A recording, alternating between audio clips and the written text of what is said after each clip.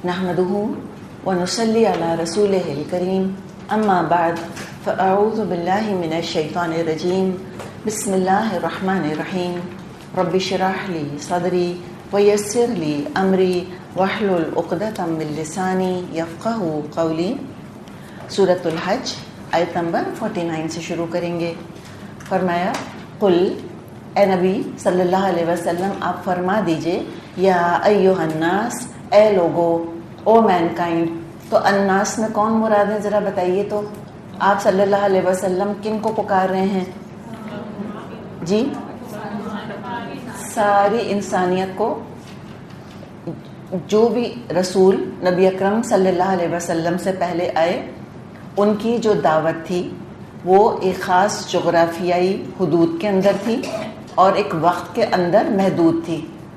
خاص وقت خاص علاقے کے لیے آئی تھی، اور اس کا ثبوت کلیئر قرآن کے اندر موجود ہے. جب بھی رسول آئے، انہوں نے جب قوم سے خطاب کیا، وہ کہتے تھے یا قومی، اے میری قوم. اور ہم نے تو کلیئر پڑھ لیا سورہ آل عمران میں کہ عیسیٰ علیہ السلام کس کی طرف رسول بنا کر بھیجے گئے تھے؟ رسولاً الی بنی اسرائیل، رسول تھے بنی اسرائیل کی طرف. اور عیسیٰ علیہ السلام کی تعلیمات کے اندر بھی یہ بات موجود ہے. آپ اپنے ساتھیوں سے کہا کرتے تھے کہ صرف تم بنی اسرائیل کو جا کر تعلیم دینا، غیر اسرائیلی کو میری دعوت نہیں پہنچانا تم. یہ انسٹرکشنز تھی ان کی. تو یہ جو آج عیسائی کام کر رہے ہیں کہ یہ ساری دنیا میں عیسائیت کی تبلیغ کر رہے ہیں، یہ اپنے رسول کی تعلیمات کے بالکل خلاف جا کر پہلے بھی یہ کام کیا. اور آج عیسائیوں کو کس دین کی تبلیغ کرنی چاہیے؟ اسلام کی. وہ بھی ان کی رسولی کی تعلیمات ہے کہ میرے بعد ایک رسول آئے گا. یہ ہم سورہ صف میں مضمون پڑھ لیں گے. کلیئر عیسیٰ علیہ السلام ان سے کہہ کے گئے تھے کہ میرے بعد ایک رسول آئے گا، اسمہ احمد، اس کا نام احمد ہوگا. تو تم ان پر ایمان لانا، تم ان کی مدد کرنا. تو اگر یہ واقعی اتنے ہی وفادار ہیں عیسیٰ علیہ السلام کے جتنا کہ یہ اظہار کرتے ہیں، تو ہر عیسائی کو اسلام کی تبلیغ کرنی ہے اور اس کو خود بھی ایمان لانا ہے. کیوں کہ اب جتنے لوگ ہیں وہ سب نبی اکرم صلی اللہ علیہ وسلم کی امت ہیں. آپ صلی اللہ علیہ وسلم تشریف لائے، آپ نے سارے انسانوں کو خطاب کیا. قرآن میں تقریباً 25 دفعہ یا ایھا الناس کا صیغہ استعمال ہوا ہے. کہیں آپ صلی اللہ علیہ وسلم نے یا قومی نہیں فرمایا، اے میری قوم. آپ نے تمام انسانوں کو خطاب کیا. تو آپ صلی اللہ علیہ وسلم آخری رسول، آخری نبی، اور آپ کی دعوت جغرافیائی حدود اور وقت کے ساتھ محدود نہیں تھی. آپ کی دعوت پوری دنیا کے لیے ہے، صرف عربوں کے لیے نہیں. اور آپ کی دعوت تا قیام قیامت ہے. اور ہم نے پچھلی دفعہ بھی بات کی تھی کہ اب جو دنیا ہے نبی اکرم صلی اللہ علیہ وسلم کے بعد سے لے کے قیامت تک اب یہ 2 حصوں میں ڈیوائیڈ ہوگی. آپ صلی اللہ علیہ وسلم کے تشریف لانے کے بعد سارے دنیا کے انسان کیا ہیں؟ امت دعوت. سب کو دعوت ہے. کس کی؟ اسلام کی. ادخلوا فی السلم کافۃ، یہ دعوت ہے. اور یہ حدیث میں مضمون بھی ہمیں ملتا ہے کہ آپ نے فرمایا کہ جس نے میرا ذکر سن لیا اور وہ مجھ پر اگر ایمان نہ لایا تو وہ جنت میں داخل نہیں ہوگا. یعنی کہ اب کوئی چوائس نہیں ہے کسی کے پاس کہ نبی اکرم صلی اللہ علیہ وسلم کی لائی ہوئی دعوت کا علم ہونے کے بعد وہ یہ سوچے کہ نہیں، میں تو اپنے آبائی دین پر ہی رہوں گا، یہودی رہے گا، نصرانی رہے گا. حالانکہ اس کو پتا ہے کہ آپ صلی اللہ علیہ وسلم اللہ کے رسول ہیں، وہ جہنم میں جائے گا. تو امت دعوت تو ساری دنیا والے ہیں، لیکن اس میں سے جنہوں نے کہ آپ صلی اللہ علیہ وسلم کی پکار پر لبیک کہا، ان کو امت اجابت کہتے ہیں. جواب انہوں نے دیا. وہ کون ہے؟ مسلمان. تو ساری دنیا والوں کے لیے آپ نذیر بن کر آئے ہیں. تو قرآن کے بارے میں یاد رکھیں کہ مسلمانوں کی اجارہ داری نہیں ہے قرآن کے اوپر. یہ کوئی ہماری ہی میراث نہیں ہے صرف، یہ تو ساری دنیا کے لیے ہے. اسلام کوئی کلٹ نہیں ہے، اسلام تو یونیورسل ریلیجن ہے. اور اللہ تعالیٰ نے یہی بات بار بار قرآن میں بتائی ہے کہ آدم علیہ السلام سے لے کے اور محمد صلی اللہ علیہ وسلم تک تمام انبیاء کا دین اسلام ہی تھا. ابراہیم علیہ السلام نے مسلم ہونے کی تو دعا کی تھی وجعلنا مسلمین لک، اپنے لیے اور اسماعیل علیہ السلام کے لیے کہا تھا کہ اللہ مجھ کو میرے بیٹے کو اپنا فرما بردار بنا لے. تو اللہ کی فرما برداری اور توحید کا حق ادا کرنا ناممکن ہے اگر کوئی اسلام قبول نہیں کرتا. سیدھی بات یہ ہے. ہر دین کے اندر ملاوٹ ہے، ہر دین کے اندر ڈسٹورشن ہے، ہر دین کے اندر گمراہیاں شامل کر دی گئی ہیں، اس کی دعوت، اس کی تعلیم کو پلیوٹ کر دیا گیا ہے. ہم اللہ کو پہچان نہیں سکتے جب تک ہم قرآن نہیں کھولیں. ہم ہدایت پا نہیں سکتے جب تک ہم نبی اکرم صلی اللہ علیہ وسلم کو اللہ کا رسول نہ مانیں. ہم عبادت کا حق نہیں ادا کر سکتے، ہم توحید نہیں پا سکتے اگر ہم یہ اقرار نہ کریں لا الہ الا اللہ کے بعد کہ محمد رسول اللہ، تبھی لا الہ الا اللہ کا حق ادا ہوگا. تو تمام انسانوں کو دعوت دی جا رہی ہے. یہ کوئی ایکسکلوسیو کلب نہیں بنایا اسلام نے. اس کا کمپیریزن یہودیت سے کریں. یہودیت بڑی ایکسکلوسیو ہے. آپ کو پتہ ہے جوڈزم کے اندر تبلیغ نہیں ہے. آپ کسی کو تبلیغ کر کے کنورٹ نہیں کر سکتے. جی وہ تو اب انہوں نے ریلیکسیشن کر لیا ہے بہت زیادہ، ورنہ ان کے ہاں اجازت نہیں تھی. یعنی اتنا ان کے ہاں ایک فخر کا اور تکبر کا ایلیمنٹ پایا جاتا تھا کہ جو ہے وہ پیدائشی جو ہوتا ہے، یہ ہر ایرا غیرہ جو نہیں بن سکتا. یہ ایٹیٹیوڈ تھا ان کا. اور انہوں نے کہاں سے کیا تھا کہ باپ اگر جو ہے اور ماں اگر جو نہیں ہے تو وہ بچہ جو نہیں ہو سکتا. ان کے ہاں دین ماں سے لیا جاتا تھا کہ ماں کا جو ہونا ضروری ہے. وہ تو اب وقت کے ساتھ انہوں نے تھوڑی سی ریلیکسیشن کی جب دیکھا کہ تعداد اتنی زیادہ کم ہو چکی ہے. اسلام کوئی ایکسکلوسیو کلب نہیں ہے. اسلام تو سب کو انکلوڈ کرتا ہے، آل انکلوسیو ہے، سب کو مانتا ہے، اے ٹو زی تمام انبیاء کو مانتا ہے. وہ تو باقی دین والے ہیں جو کہ نبی اکرم صلی اللہ علیہ وسلم کو نہیں مانتے، یا عیسیٰ اور محمد دونوں کو ہی نہیں مانتے صلی اللہ علیہ وسلم. تو آپ نے سب کو خطاب کیا کہ اے نبی سب کو ڈنکے کی چوٹ پکار کر کہہ دیجئے یا ایھا الناس، اے لوگو، او مین کائنڈ. مریخ پر بھی جا کے کالونی بنا لیں گے، وہاں بھی نبی اکرم صلی اللہ علیہ وسلم پر ایمان لانا فرض ہوگا، وہاں بھی نماز پڑھنی ہوگی ان کو، وہاں بھی روزہ رکھنا ہوگا، جیسا بھی ہوگا جو بھی وہاں پہ فقہ ہوگی. پتہ نہیں جاتے بھی ہیں کہ نہیں، کوشش تو بہت کر رہے ہیں. اے لوگو، او مین کائنڈ، انما انا لکم نذیر مبین، میں تو تمہارے لیے صرف وہ شخص ہوں جو برا وقت آنے سے پہلے صاف صاف خبردار کرنے والا ہوں. یعنی بات یہ ہے کہ عذاب کو پکارنے کے بجائے، یاد ہے پیچھے ہم نے پڑھا تھا اوپر آیت 47 میں وَيَسْتَعْجِلُونَكَ بِالْعَذَابِ، یہ جلدی طلب کرتے ہیں آپ سے عذاب. تو پھر بھی دیکھیں اتنی ان کی ایروگنس کے باوجود، اس قدر بغاوت کے باوجود دعوت دیے گئے آپ صلی اللہ علیہ وسلم ان کو کہ کیوں عذاب کو پکارتے ہو. عذاب سے بچانے والی کی پکار سنو جو تم کو عذاب سے بچانے آئے ہیں. نبی اکرم صلی اللہ علیہ وسلم نہیں چاہتے، تمہارے رسول نہیں چاہتے کہ تمہارا وہ انجام ہو جو پچھلی قوموں کا ہو چکا. تم مانو یا نہ مانو وہ تمہارے رسول ہیں، تم مانو یا نہ مانو وہ نذیر ہیں، تمہارے خیر خواہ ہیں، تو مانو بات ان کی.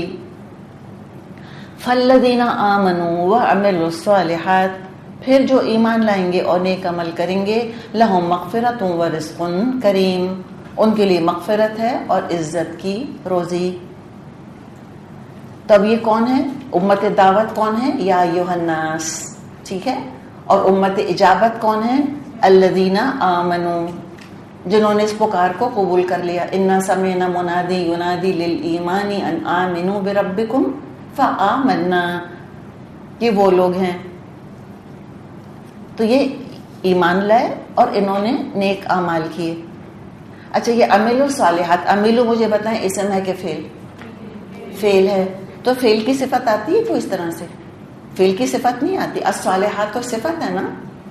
تو بیسکلی کیا ہے کہ بیچ میں ایک اسم معذوف ہے، ایک اسم انڈرسٹوڈ ہے.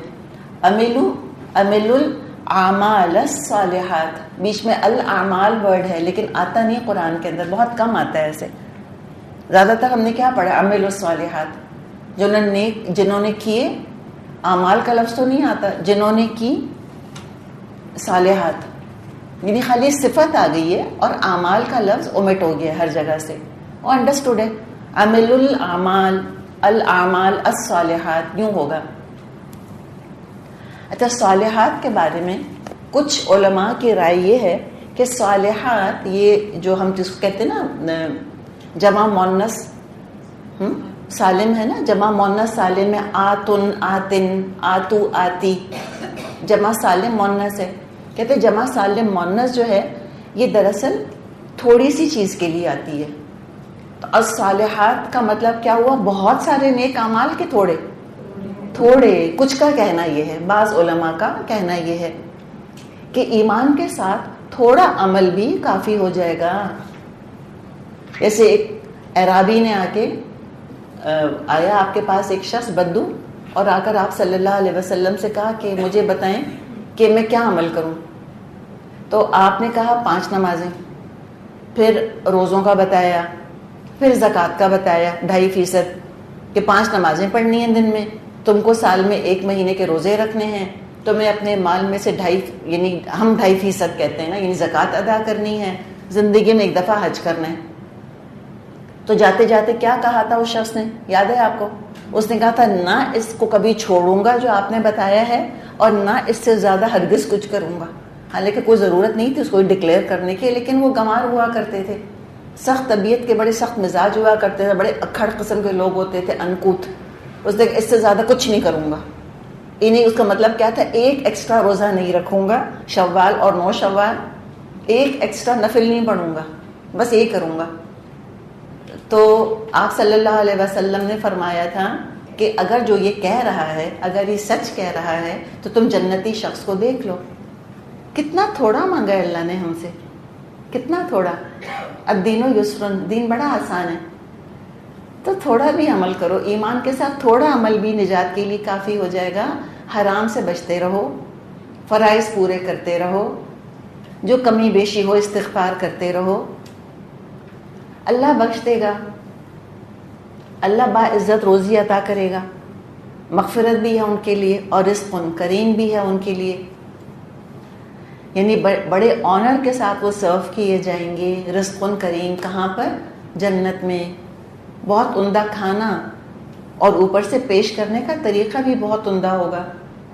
رزق کریم کے اندر دیکھیں کریم کیا ہے, اس میں اکرام ہے, دراصل عزت افزائی ہے.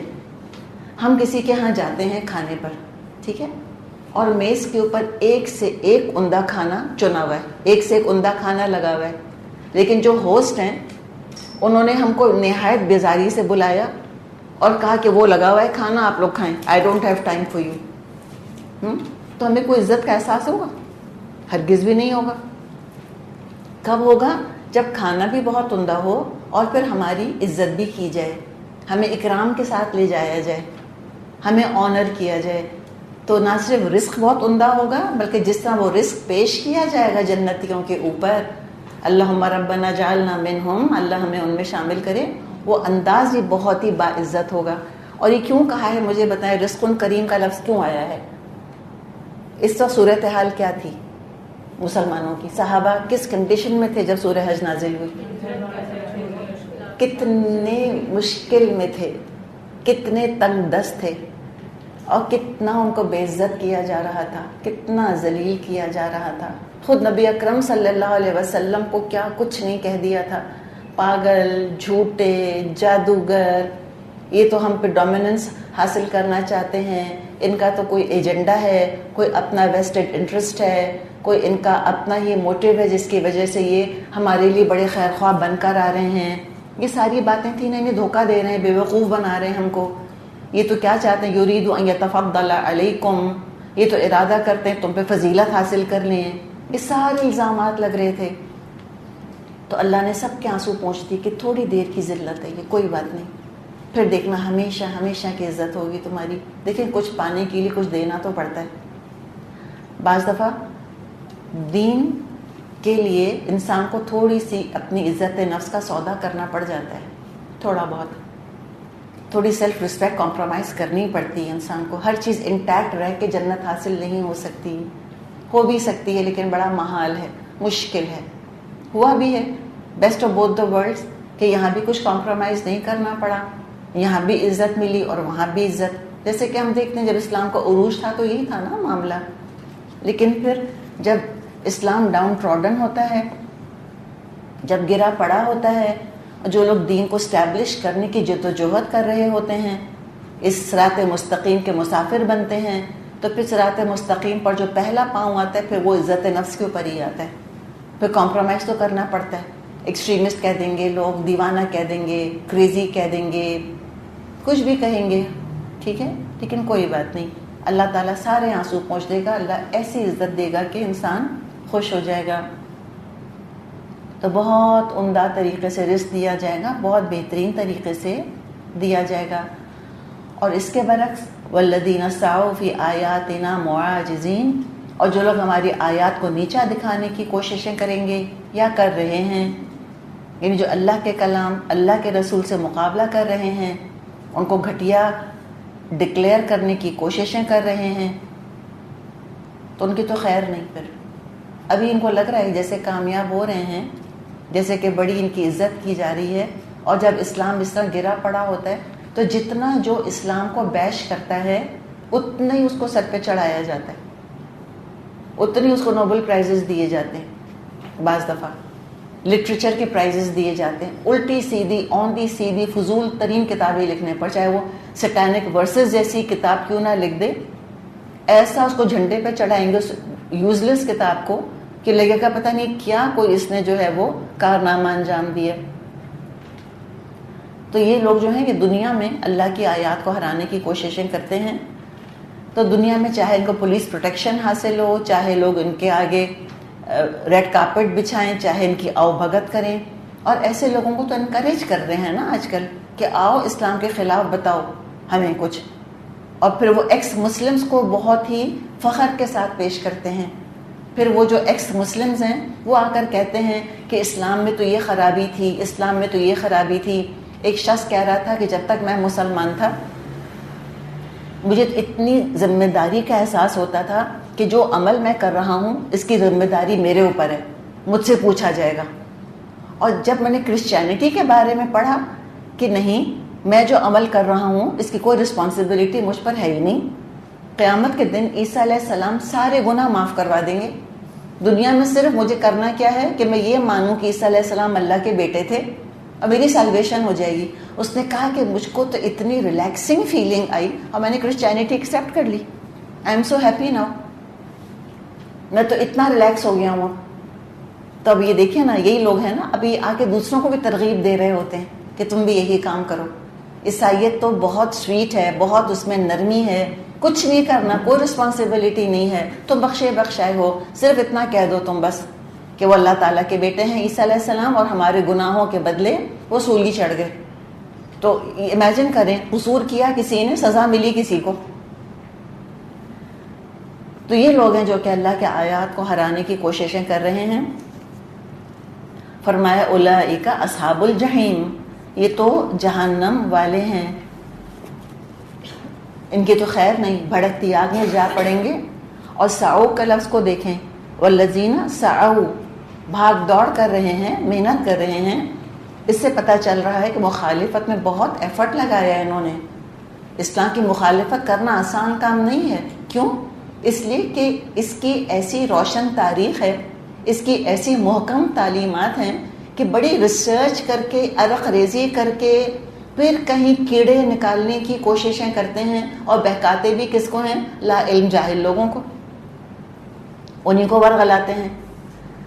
جیسے اورینٹلسٹ تھے، مستشرقین، آپ سمجھتے ہیں نا مستشرقین کس کو کہتے ہیں؟ اورینٹلسٹ ان کو کہتے ہیں کہ جو کہ نان مسلمز ہیں لیکن انہوں نے اسلام کا بہت گہرائی میں جا کے مطالعہ کیا. غیر مسلم ہیں لیکن اسلام کا انہوں نے مطالعہ کیا بہت غور سے، اور اسلام قبول نہیں کیا. ان کو مستشرقین کہتے ہیں، اورینٹلسٹس. تو یہ جو لوگ ہیں مستشرقین، انہوں نے اپنی زندگیاں لگا دیں قرآن اور حدیث کا علم حاصل کرنے میں. اور سوچیں انہوں نے کتنی ڈیپتھ میں جا کے عربی زبان کو پڑھا ہوگا، ماسٹری حاصل کی، عبور حاصل کیا عربی زبان پر، احادیث کا مطالعہ کیا، اور انہوں نے قرآن کو سمجھا اور قرآن کا پھر غیر عربی میں مختلف یورپین لینگویجز میں، فرینچ میں، انگلش میں، گریک میں، مختلف زبانوں میں ٹرانسلیشن کیا ہے قرآن کا انہوں نے، اور نبی اکرم صلی اللہ علیہ وسلم کی سیرت کا مطالعہ کیا ہے انہوں نے، اور پھر انہوں نے اس میں تحریفات کی ہیں. جو ٹرانسلیشنز انہوں نے کیے تھے اتنے اوندے سیدھے ٹرانسلیشنز تھے. اب ظاہر ہے کسی کو کیا پتا، کوئی شخص جو ہے مثال کے طور پہ فرانس میں پچھلی صدی میں فرینچ کوئی ہے، وہ ایمان لے آیا، مسلمان ہو گیا، اس کو تو عربی نہیں آتی، تو وہ کیا کرے گا؟ ٹرانسلیشن لے گا فرینچ لینگویج کا، وہ پڑھے گا. اور کس نے کیا ہے وہ ٹرانسلیشن؟ مسلمانوں کو تو توفیق ہی کوئی نہیں تھی، ٹھیک ہے، ان کو تو ہر چیز کو کفر کا فتویٰ لگانے کا شوق تھا. پرنٹنگ پریس تو استعمال نہیں کرنا چاہتے تھے، پرنٹنگ پریس استعمال کرنے پر ڈیتھ پینلٹی لگا دی تھی. ایسے علم دشمن ہم ہو گئے تھے، اس کی سزا آج تک ہم بھگت رہے ہیں. وہ جو ایک دور آیا تھا ہم پہ علم کی دشمنی کا، خود ایجاد کرتے نہیں تھے، خود شراب اور شباب میں ڈوبے ہوئے تھے، اور جب یورپینز ترقی کر رہے تھے، علم حاصل کر رہے تھے، انوینشنز کر رہے تھے، تو پھر ان سب پہ پابندیاں لگا دیں. یہ استعمال نہیں کرنا، یہ کفر ہے، یہ استعمال نہیں کرنا، یہ حرام ہے. تو وہ تو ترقی کر کے کہاں پہنچ گئے تھے. ہمیں تو کوئی فرصت ہی نہیں تھی کہ ہم کو زبانیں سیکھتے یا قرآن کا ترجمہ کرتے. اسی پر بحثیں ہو رہی تھیں کہ قرآن کا ترجمہ کیا بھی جا سکتا ہے کہ نہیں. جب فارسی میں اور اردو میں قرآن کا ٹرانسلیشن ہوا تو اس پر بھی کفر کے فتوے لگا دیے تھے. یعنی کہ اس درجے کی جہالت ہے جو ہم مسلمانوں پر چھائی تھی. اب بھی نکلے نہیں ہیں ویسے ہم پوری طرح. جب تک ہم اپنی کاہلی اور جہالت نہیں چھوڑیں گے نا، تو ہم یہ خواب دیکھنا بھول جائیں کہ اللہ کی زمین پر اللہ کا نظام کوئی نہیں آنے والا.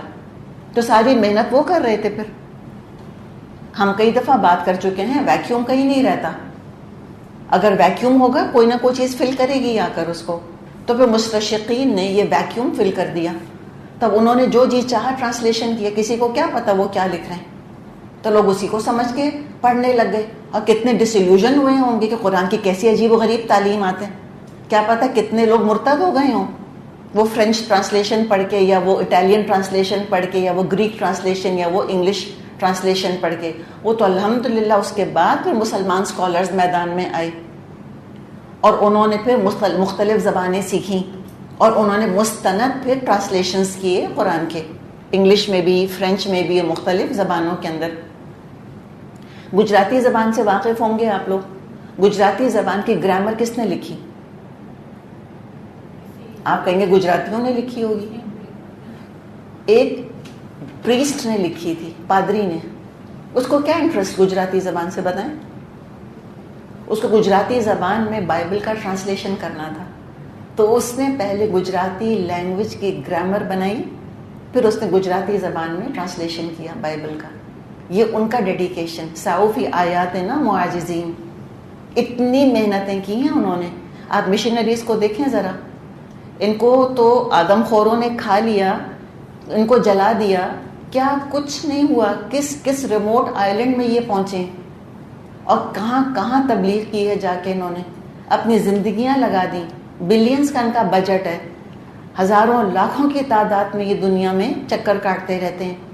اسپتال کھولے جا کے، اسکولز کھولے انہوں نے، خیر خواہی کی لوگوں کے ساتھ، مالی مدد کی لوگوں کی. تب ان کو جا کے کرسچینٹی خریدنی پڑی، اور خریدی انہوں نے، زندگیاں لگا دی. ہم تو دیکھیں نا، انگلش لینگویج کا تو ایڈیم بن گیا ہے نا، وتھ مشنری زیل کہتے ہیں کہ فلاں شخص جو ہے وہ ایسے کرتا ہے جیسے مشنری زیل ہوتا ہے.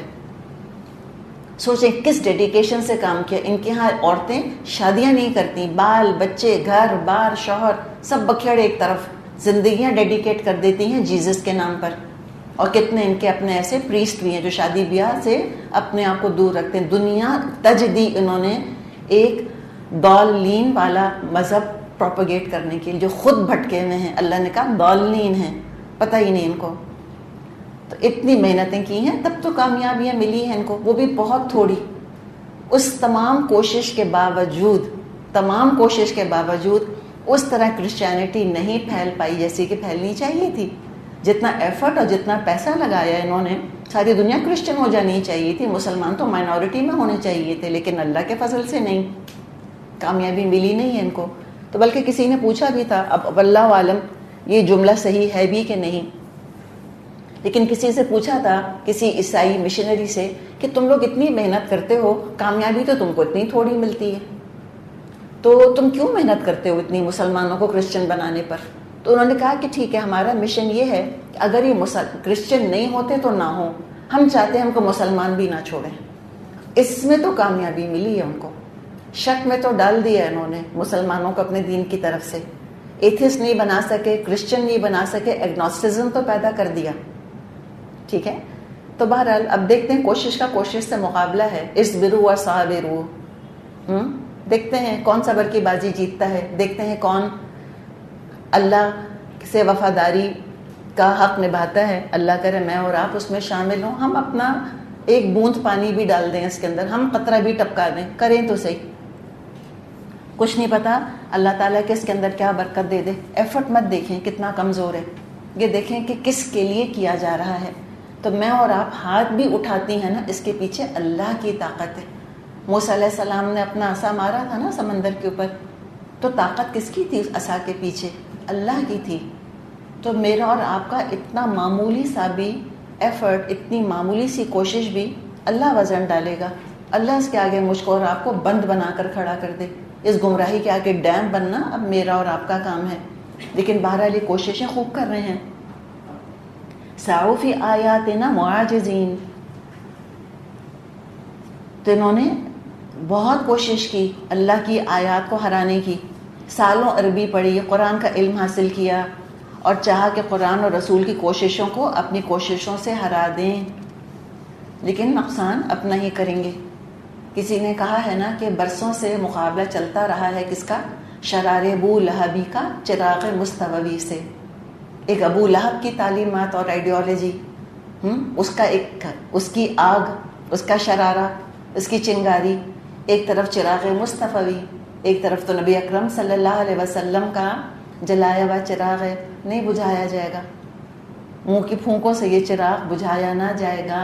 اللہ نے کہا کہ اللہ متم نورہ، آتا ہے قرآن کے اندر کہ اللہ تو اپنے نور کو مکمل کر کے ہی رہے گا انشاءاللہ تعالی، اسلام کا غلبہ ہو کر ہی رہے گا۔ کرتے رہیں اپنی کوششیں، کسی کا کچھ نہیں بگاڑ سکتے، صرف کیا ہے، اولئک اصحاب الجحیم، اپنے ہی لیے جہنم کما رہے ہیں۔ اور یہ کوششیں کوئی نئی نہیں ہیں، جب سے رسول آئے ہمیشہ سے شیطان ان کے مخالف لوگوں کو کھڑا کرتا رہا اور خود بھی مخالفت کرتا رہا۔ اس کا تو مشن ویژن یہی ہے زندگی کا شیطان کا۔ آدم علیہ السلام کے زمانے سے اس نے یہی کیا۔ ابلیس کون تھا؟ کیا اللہ کو مانتا تھا؟ جی بتائیں، تھا نا؟ ایتھسٹ ہے شیطان؟ ہرگز بھی نہیں۔ آخرت کو مانتے؟ بالکل مانتے۔ اللہ کی قدرت کو مانتے؟ جی مانتے۔ کس کو نہیں مانتا؟ دشمنی کس سے ہے؟ آدم علیہ السلام، رسولوں سے۔ تو یہ کوششیں تو ابلیس نے شروع کر دی تھیں اور آج تک چل رہی ہیں، کوئی بات نہیں، کرتے رہیں۔ اللہ تعالیٰ فرماتا ہے وَمَا أَرْسَلْنَا مِن قَبْلِكَ مِن رَّسُولٍ وَلَا نَبِيٍّ إِلَّا إِذَا تَمَنَّىٰ أَلْقَى الشَّيْطَانُ فِي أُمْنِيَّتِهِ فَيَنسَخُ اللَّهُ مَا يُلْقِي الشَّيْطَانُ ثُمَّ يُحْكِمُ اللَّهُ آيَاتِهِ وَاللَّهُ عَلِيمٌ حَكِيمٌ۔ اور اے محمد صلی اللہ علیہ وسلم، آپ سے پہلے جو رسول اور نبی بھی ہم نے بھیجا، اس کے ساتھ ہی ضرور ہوا ہے کہ جب اس نے تمنا کی، شیطان اس کی تمنا میں خلل انداز ہو گیا۔ اسی طرح جو کچھ بھی شیطان خلل اندازیاں کرتا ہے، اللہ اس کو مٹا دیتا ہے اور اپنی آیات کو پختہ کر دیتا ہے۔ اللہ علیم ہے اور حکیم۔ تو کیا بتایا گیا کہ یہ ضرور ہوا کہ لوگوں نے کوششیں کی شیطان کے ساتھ مل کے کہ لوگوں کو بھٹکائیں، شکوک و شبہات ڈالیں، وسوسہ اندازی کریں، حق کی پکار کو مٹا دیں، تحریفات کی، ملاوٹ کی، ڈسٹارٹ کرنے کی کوشش کی۔ اللہ تعالیٰ نے سب کو منسوخ کر دیا۔ اللہ کا علمی سرمایہ یعنی قرآن اور حدیث، جو اللہ نے علم دیا ہے دین کا قرآن اور حدیث کی شکل میں، بالکل انٹیکٹ رہا، توحید کے عقیدے کو پولیوٹ نہیں کر سکے۔ تو ہر نبی کی تمنا کیا رہی تھی کہ اسلام پھیلے، اور شیطان نے کیا چاہا؟ نہ پھیلے۔ تو کیا ہوا؟ فَيَنسَخُ اللَّهُ مَا يُلْقِي الشَّيْطَانُ، اللہ نے منسوخ کر دیا جو کو شیطان نے کوششیں کی۔ ثُمَّ يُحْكِمُ اللَّهُ آيَاتِهِ، پھر اللہ اپنی آیات نشانیوں کو پختہ کر دیتا ہے. آپ امیجن کریں کہ کتنی کوششیں ہوئی ہوں گی قرآن کے اندر تحریف کرنے کی. امیجن کر لیں. ایک زمانے میں جب اسرائیل بنا تھا 1948 میں، تو وہاں سے انہوں نے تحریف شدہ قرآن کی لاکھوں کاپیاں پھیلانے کی کوشش کی تھی. لاکھوں کاپیاں. وہ تو پھر اسی میں پھر آپ دیکھتے ہیں اسی کوشش کو کاؤنٹر کرنے کے لیے پھر سعودی عرب نے پھر یہ سلسلہ شروع کیا کہ جو حج کرنے لوگ جاتے ہیں ان کو ضرور قرآن کا ایک نسخہ دیتے ہیں. وہ ہوگا نا، اگر آپ کبھی گئی ہیں حج پہ تو وہ ایک کاپی دیتے ہیں قرآن کی سب کو. تو پھر اس طرح، اور خاص طور پہ انہوں نے کہاں کوششیں کی تھی اسرائیل نے؟ افریقن کنٹریز میں جہاں علم وغیرہ کم ہے وہاں انہوں نے کوششیں کی، اور جہاں ظاہر لوگ عربک زبان سے واقف نہیں ہیں تو وہاں کوششیں کی گئی تھی کہ تحریف شدہ محرف نسخے قرآن کے پھیلا دیے جائیں. اب کہاں ہیں؟ کبھی اللہ کا شکر ہم نے شکل بھی نہیں دیکھی اس کی کہ کیا انہوں نے تبدیلیاں کری تھیں اور کس قسم کے چینجز کیے تھے. بعض دفعہ ایک حرف یہاں سے مٹانے کی کوشش کی، کوئی وہاں پر ایڈ کرنے کی کوشش کی کہ مطلب کچھ کے کچھ ہو جائیں. لیکن دیکھیں فَيَنْسَخُ اللَّهُ مَا يُلْقِي الشَّيْطَانُ، اللہ نے تمام کوششیں مٹا دی. من و عن قرآن ویسے کا ویسا محفوظ ہے اللہ کے فضل سے. اور جب قرآن پر بس نہیں چلا تو سارا زور حدیثوں کی طرف لگایا کہ 250 سال بعد لکھی گئی تھیں، ان کی تو اوتھینٹسٹی کوئی نہیں ہے، لوگوں نے ایسی جھوٹ گھڑ دیا ہے محمد صلی اللہ علیہ وسلم کے نام پر. کیا کچھ نہیں کہا.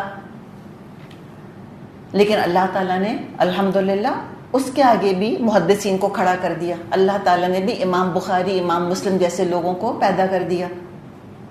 اللہ تعالیٰ نے آج کے دور میں بھی ہم دیکھتے ہیں کتنے علماء، کتنے اسکالرز کھڑے کر دیے. اس دن بھی آپ کو ذکر کر کے بتایا گیا تھا مصطفیٰ اعظمی رحمۃ اللہ علیہ، ایسے اور کتنے ہی لوگ، ڈاکٹر حمید الدین، کتنے لوگ ایسے ہیں جنہوں نے پرانے نسخے جو ہے وہ کہاں سے کھود کے لائبریریز میں سے جا کے نکالے، اور حدیثوں کے وہ پرانے نسخے نکلے. کہاں لائبریریز کے اندر وہ کھوئے ہوئے تھے، گمنام تھے، ان کو نکال کر لائے اور مسند احمد میں جو احادیث ہیں ان سے ٹیلی کیا. لوگ کہتے تھے نا یہ تو خود بعد میں لکھ لی ہیں. وہ اوریجنل سینکڑوں سال پرانے نسخے جب نکلے ان کو مسند احمد کی احادیث جو کتابوں کے اندر موجود ہیں ان سے جب کولیٹ کیا، ایگزیکٹلی وہی حدیثیں موجود تھیں. کوئی تحریف نہیں، کوئی غلطی نہیں، کچھ نہیں. تو اب یہ آہستہ آہستہ یہ انکار حدیث کی کوششیں بھی دم توڑ رہی ہیں. یہ نہیں چل سکیں گی انشاءاللہ. تو اللہ تعالیٰ اپنی آیات کو پختہ کر دیتا ہے، مضبوط کر دیتا ہے، شیطان کی ساری کوششیں ناکام ہوں گی. واللہ علیم حکیم، اللہ علیم ہے، حکیم ہے. لیجعل ما یلقی الشیطان فتنة للذین فی قلوبهم مرض والقاسیة قلوبهم وان الظالمین لفی شقاق بعید. اور اللہ تعالیٰ یہ سب کچھ اس لیے ہونے دیتا ہے کہ شیطان کی ڈالی ہوئی خرابی کو فتنہ بنا دے ان لوگوں کے لیے جن کے دلوں کو نفاق کا روگ لگا ہوا ہے اور جن کے دل کھوٹے ہیں. حقیقت یہ ہے یہ ظالم لوگ اناد میں بہت دور نکل گئے ہیں. ہاں، اب ایک حقیقت کا اظہار ہے یہاں پر کہ شیطان کی کوششیں ایسی نہیں کہ بالکل ہی ناکام ہوئی، زیرو نہیں ہے. کچھ نہ کچھ کامیابی ڈیفینیٹلی ملی ہے اس کو. شیطان کی سازشیں اور اس کے ساتھیوں کی سازشیں یہ بیمار دلوں پر کام کر گئیں. اور یہ کس کے بیمار دل تھے؟ وَمِنَ النَّاسِ مَن يَعْبُدُ اللَّهَ عَلَى حَرْف، شروع میں ہم پڑھ چکے. کنارے پہ کھڑے، border line Muslims, part time Muslims, fair time Muslims, fair weather friends, اچھے وقتوں کے ساتھی، لینے میں سب سے آگے، دینے میں سب سے پیچھے.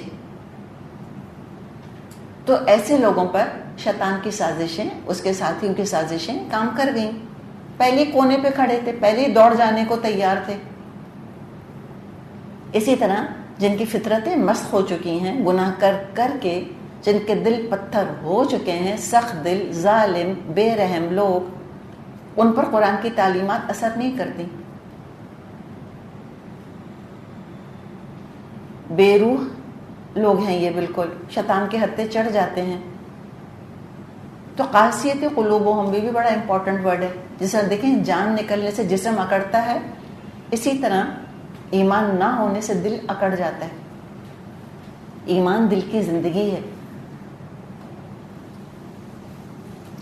ابن قیم رحمۃ اللہ علیہ کہتے ہیں کہ دل 3 طرح کے ہوتے ہیں. اچھا سورہ حج میں آپ دیکھیں دلوں کا بڑا ذکر ہے. ذرا کاؤنٹ کیجئے گا، کم از کم 6 دفعہ تو دلوں کا ذکر آیا ہے. من تقوی القلوب پہلے پڑھا تھا، پھر یہاں دیکھیں قلوبہم مرض، پھر قاسیۃ قلوبہم، پھر آگے بھی آ رہا ہے فتخبت لہ قلوبہم. کئی دفعہ تو دیکھیں یہیں پر آ گیا دل کا ذکر. تو سورہ حج میں دل کی مختلف حالتوں کا، مختلف طرح کے دلوں کا بھی ذکر ہے. اور پہلے بھی ہم نے آپ کو یاد ہے اتنی لمبی چوڑی تقریر کی تھی دل کے اوپر کہ دل کا کیا معاملہ ہوتا ہے. ابن قیم کہتے ہیں دل 3 طرح کے ہوتے ہیں. ایک دل ہے ہر طرح کے خیر اور ایمان سے خالی. یہ دل کیا ہوتا ہے؟ عرش الشیطان، شیطان کا تخت ہوتا ہے. یہیں سے یعنی شیطان آ کے دل کے اوپر بیٹھ جاتا ہے، مسلط ہو جاتا ہے. پھر کیا کرتا ہے؟ پھر پورے جسم کو اپنا وطن بنا لیتا ہے. شیطان اپنے وطن کی طرح ٹریٹ کرتا ہے. کس طرح؟ دل کو تخت بنایا، ٹھیک ہے، پھر کیا ہوتا ہے؟ پھر پورے جسم پر اس کا حکم جاری ہو جاتا ہے اور انسان گناہ کرتا رہتا ہے. جیسے حدیث میں آتا ہے کہ ان الشیطان یجری من الانسان مجری الدم. شیطان ایسے گردش کرتا ہے انسان کے جسم میں جیسے کہ خون گردش کرتا ہے. پہلے زمانے کے لوگ تو کہتے ہوں گے واہ اتنا لمبا چوڑا بڑا سا شیطان کیسے داخل ہو گیا میرے جسم میں. کس نے دیکھا ہے شیطان؟ دیکھا ہے اپنی آنکھوں سے؟ نہیں. تصور کیا ہے؟ 2 سینگ اور اس کے ہاتھ میں وہ ایک فورک ہے اور لمبی سی اس کی دم ہے اور ریڈ کلر کا ہے. تو آج بیکٹیریا داخل ہوتے ہیں کہ نہیں ہمارے باڈی میں، ہمارے خون کے ساتھ گردش کرتے ہیں کہ نہیں؟ ہمیں نہیں پتا شیطان کس شیپ میں جسم کے اندر داخل ہو جاتا ہے. کوئی مائکرو آرگینزم کی شکل اختیار کر سکتا ہے وہ. تو ہمیں تو بالکل بھی حیرت نہیں ہوتی یہ حدیث سن کے کہ شیطان خون کی طرح جسم میں گردش کر سکتا ہے. It's absolutely possible. اچھا تو یہ ایک طرح کے دل ہیں جو ہر خیر سے اور ایمان سے خالی ہیں. اچھا پھر کچھ دل ایسے ہوتے ہیں ان میں نور ایمان بھی ہے اور خواہشات اور شہوات کی ہوائیں بھی ہیں. تو ایمان کا چراغ بھی جل رہا ہے لیکن وہ ہوائیں بھی ہیں. ہوا لفظ آتا ہے نا خواہشات کے لیے، اور قرآن میں یاد رکھیں ہوا کا لفظ ناجائز خواہشات کے لیے آتا ہے زیادہ تر، موسٹ آف دا ٹائم. ہر خواہش ناجائز ہوتی ہے. پانی پینے کی خواہش ہے، ناجائز ہے. آئس کریم کھانی ہے، ناجائز ہے؟ نہیں، ہر خواہش تو ناجائز نہیں ہوتی. تو قرآن عام طور پہ ناجائز خواہشات کے لیے، حرام خواہشات کے لیے ہوا کا لفظ استعمال کرتا ہے.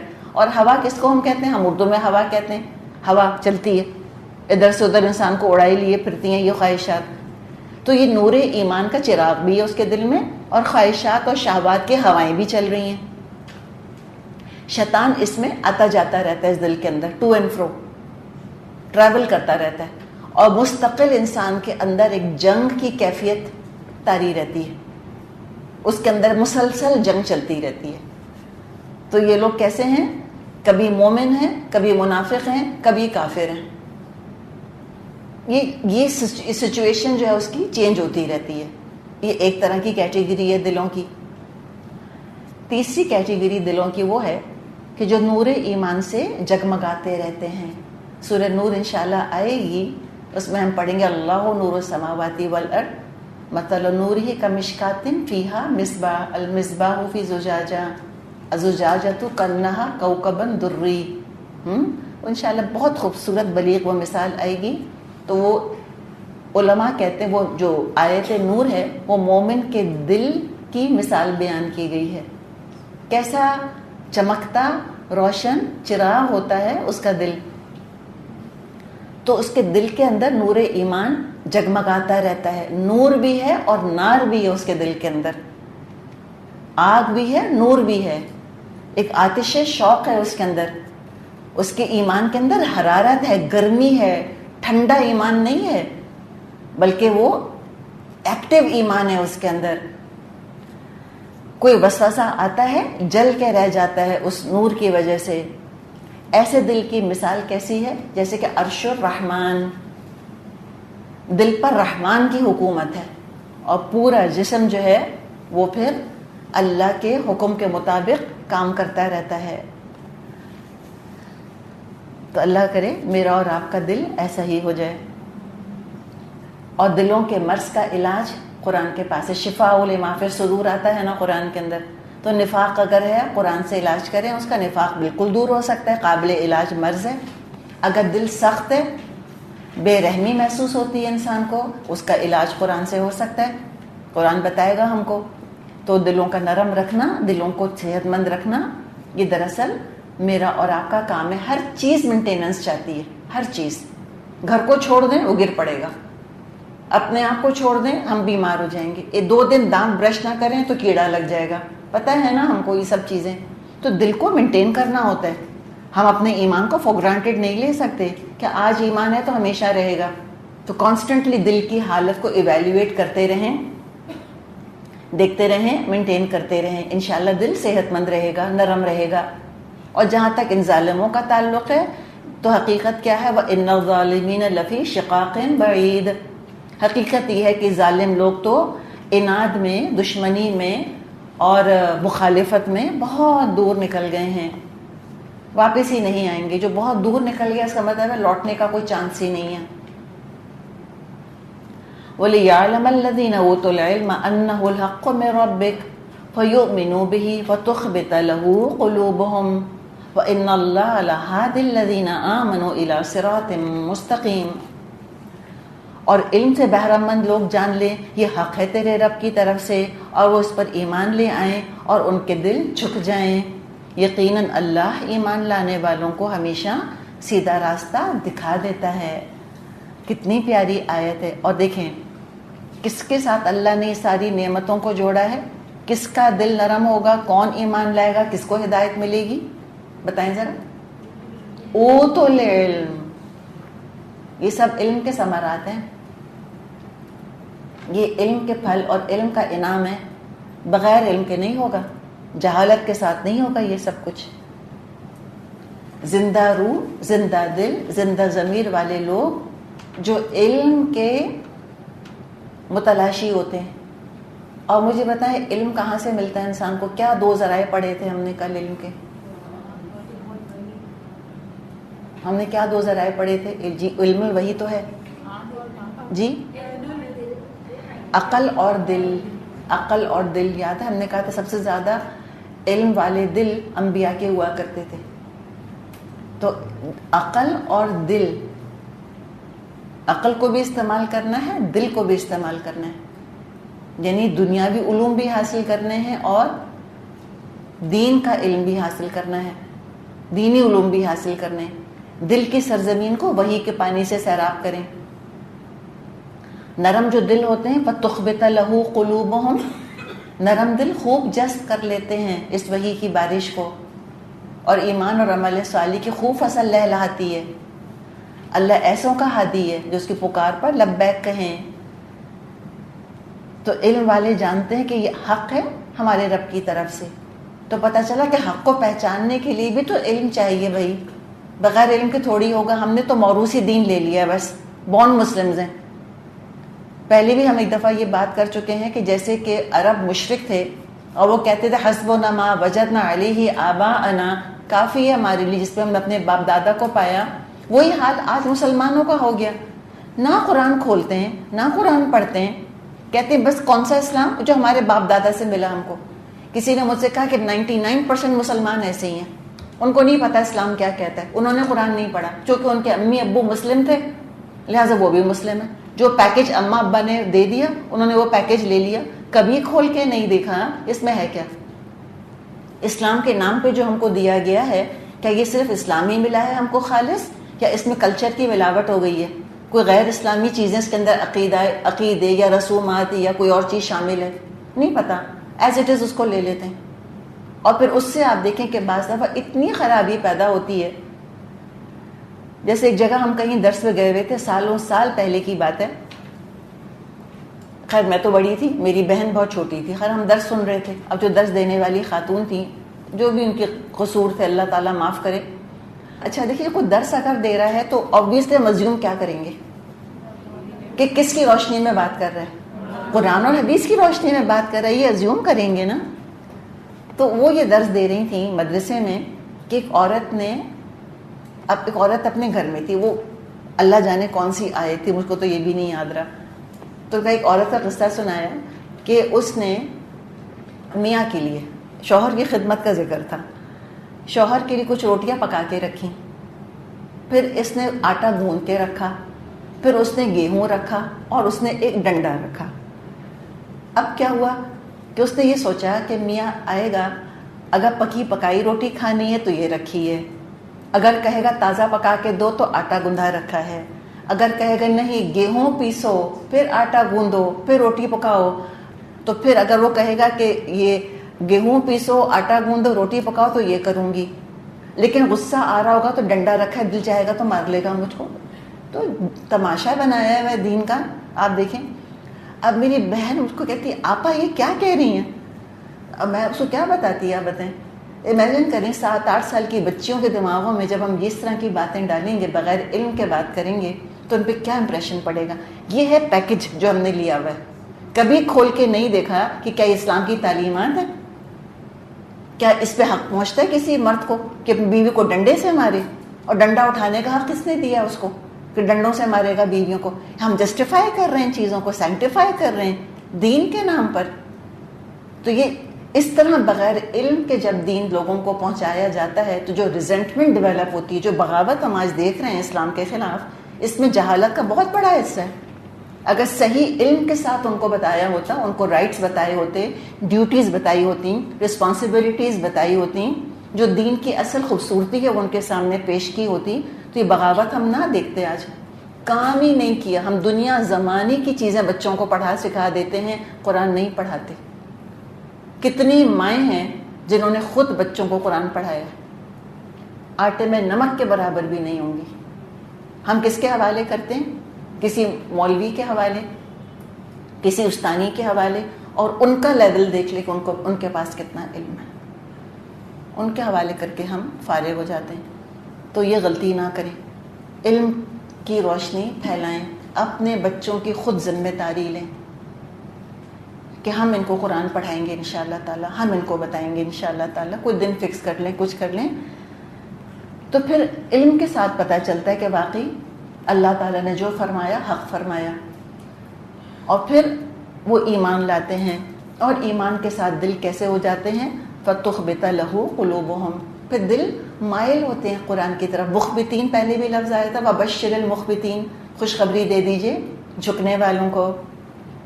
اور پھر اللہ ہادی بن جاتا ہے, اللہ رہنما بن جاتا ہے ان کا, اور صراط مستقیم کی طرف ہدایت دیتا چلا جاتا ہے.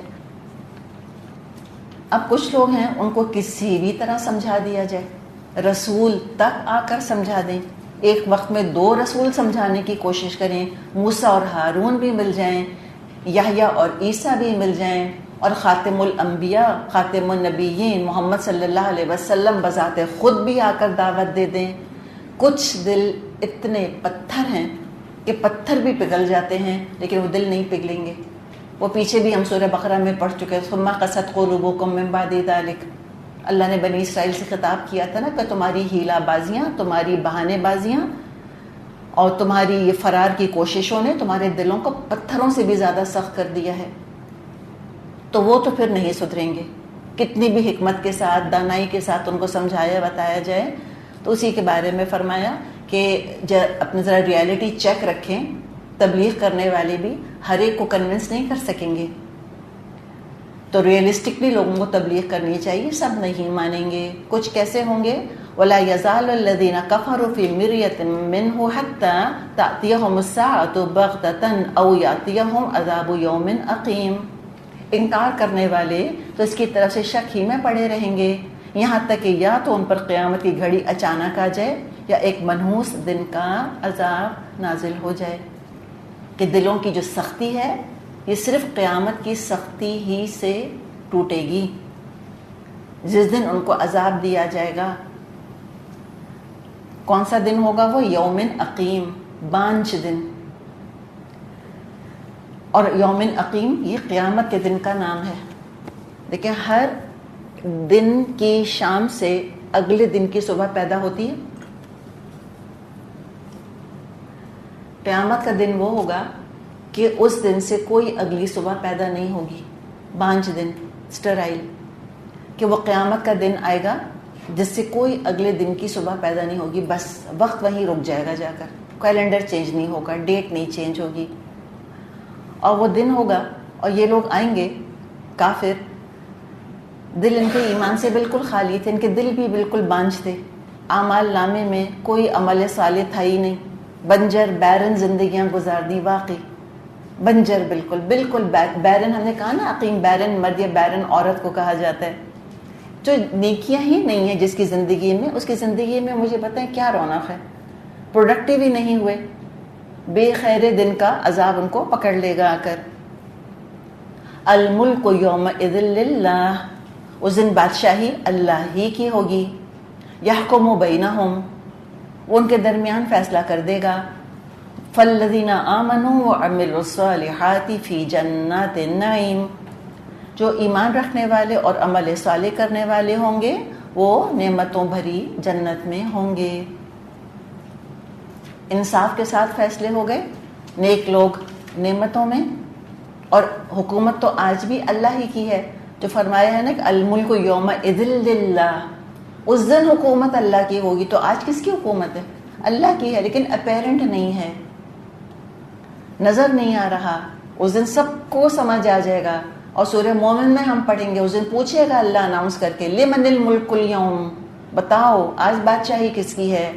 سب ایک زبان پکار کر کہیں گے للہ الواحد القہار، اللہ واحد القہار کی ہے آج بادشاہی۔ کوئی فرعون کھڑا ہو کر نہیں کہے گا انا ربکم الاعلی، میں ہوں تمہارا رب سب سے اعلیٰ، نہ، فرعون بھی کہے گا اللہ تیری ہی بادشاہی ہے۔ اور اس دن پھر اللہ کی جو شان ہے وہ نمایاں ہو کے سامنے آ جائے گی کہ جب اللہ فیصلے کرے گا ان کے درمیان، تو ایمان والے اور نیک عمل کرنے والے تو نعمتوں بھری جنتوں میں ہوں گے، سارے آنسو پوچھ جائیں گے، جو قربانیاں دی تھیں، جو محرومیاں، جو حسرتیں تھیں، سب کا ازالہ اللہ تعالیٰ کر دے گا، اتنی نعمتیں ملیں گی کہ تصور بھی نہ کیا ہوگا، سوچ سے زیادہ، تصور سے زیادہ اللہ تعالیٰ دے گا ان کو، توقعات سے زیادہ نوازے گا۔ اس کے برعکس والذین کفروا وکذبوا بآیاتنا فاولئک لہم عذاب مہین، اور جنہوں نے کفر کیا ہوگا اور ہماری آیات کو جھٹلایا ہوگا ان کے لیے رسوا کن عذاب ہوگا۔ کفروا، کفر کیا، وکذبوا، دیکھیں کذبوا بھی ہوتا ہے، کذبوا، کذبوا کے اندر زیادہ زور ہے، کوشش سے، ایفرٹ سے جھٹلایا اللہ کی آیات کو۔ حقیقت اللہ کی آیات کو جھٹلانا آسان کام نہیں ہے، اس کے لیے بہت ڈسٹورشن چاہیے، اس کے لیے بڑی خباثت چاہیے، بڑی مکاری چاہیے، بہت ہی ایول قسم کی عقل چاہیے کہ جو اللہ کی آیات کو ڈسٹورٹ کر کے لوگوں کے سامنے پیش کرے۔ اور نہ صرف ایک ایول انسان ہے جو کہ یہ کوششیں کرے گا، آگے سے ایول لوگ چاہیے جو قبول کریں ان کو، جو جھٹلانا چاہ رہے ہوں، جو چاہتے ہوں کوئی ہمیں اسکیپ روٹ دکھا دے۔ جیسے ایک شخص کا ذکر کہیں میں پڑھ رہی تھی، اس نے کہا کہ ہمیشہ سے میں مسلمان ہی پیدا ہوا، اور مسلمانوں کا آپ معاملہ دیکھیں، شراب پی لیں گے، سور نہیں کھائیں گے، عام طور پہ یہ ہوتا ہے نا، ڈرنک کر لیں گے، پوک نہیں کھاتے۔ اس نے کہا کہ مجھ کو بھی بچپن سے بتایا گیا تھا کہ پورک حرام ہے، حرام ہے، حرام ہے۔ ایک دن گیا، میں نے ہمت کر کے کھا لیا، اور بقول اس کے کہتا جب میں نے کھایا تو مجھ کو تو جو آزادی اور لبریشن کا احساس ہوا ہے اس سے تو میں جھوم گیا۔ تو اب ذرا ایسے لوگ جو بھٹکنے کو تیار ہی بیٹھے ہیں تو وہی قبول کریں گے نا، ایسے لوگوں کی بھٹکانے والوں کی پکار پہ لبیک تو وہی کہیں گے، وہ پہلے ہی تیار ہیں بھٹکنے کے لیے، ان کو تو ویسے اسکیپزم چاہیے، ان کو تو ویسے ہی وراثت نہیں بانٹنی اللہ کے حکم کے مطابق، وہ تو منتظر ہیں کوئی آ کے ان کو کوئی لوپ ہول دکھا دے، سکھا دے، اسکیپ روٹ سمجھا دے، کوئی ان کو، کوئی بتا دے ان کو زکوٰۃ نہیں دینی، کوئی کہہ دے کہ نمازیں نہیں ہیں تم پہ فرض۔ تو وہ ایسے ہی لوگ ہیں جو چٹلاتے ہیں، تو ٹھیک ہے کریں جو مرضی دنیا میں، اور یہ سمجھ لیں کہ ان کے لیے نہایت ذلت آمیز عذاب ہے، اس لیے کہ انہوں نے قرآن کو اور حدیث کو اور اسلام کو نیچا دکھانے کی کوششیں کی تھی، انہوں نے مسلمانوں کا مذاق اڑا اڑا کر ان کو دین سے روکنے کی کوشش کی تھی۔ اور یہ بھی یاد رکھیں کہ یہ آسان کام نہیں ہے اپنا مذاق اڑوانا۔ وہی والی بات ہے کہ اللہ نے انسان کے اندر سیلف رسپیکٹ رکھا ہوا ہے۔ پیسے کا صدقہ دینا آسان ہے، عزت کا صدقہ دینا بہت مشکل ہے۔ ہم کسی سے کہیں نا 10 روپے دے تو وہ دے دے گا، ہم کہیں چلو کھڑے ہو کے تم کراؤڈ کے اندر مذاق اڑواؤ اپنا، ہم کہیں گے نہیں یہ نہیں ہوتا ہم سے۔ لیکن رسولوں نے یہ کیا، کوئی رسول ایسا نہیں گزرا جس کا مذاق نہ اڑایا گیا. قرآن کیٹیگورکلی یہ بات کہتا ہے. تو انہوں نے اتنا رسوا کیا تھا مسلمانوں کو, تماشے کیے تھے, کارٹون بنائے تھے, مذاق اڑایا تھا ان کا, کیریکیچر بنا دیا تھا مسلمانوں کو. تو پھر ان کے لیے تو ایسا رسوا کن عذاب ہوگا, ساری ہنسی وہاں نکل جائے گی ان کی. اللہ تعالیٰ مجھ کو اور آپ کو اپنی پناہ میں رکھے. چلیے, کوئی سوال تو نہیں ہے آپ کا؟ پھر ہم ترجمہ کرتے ہیں.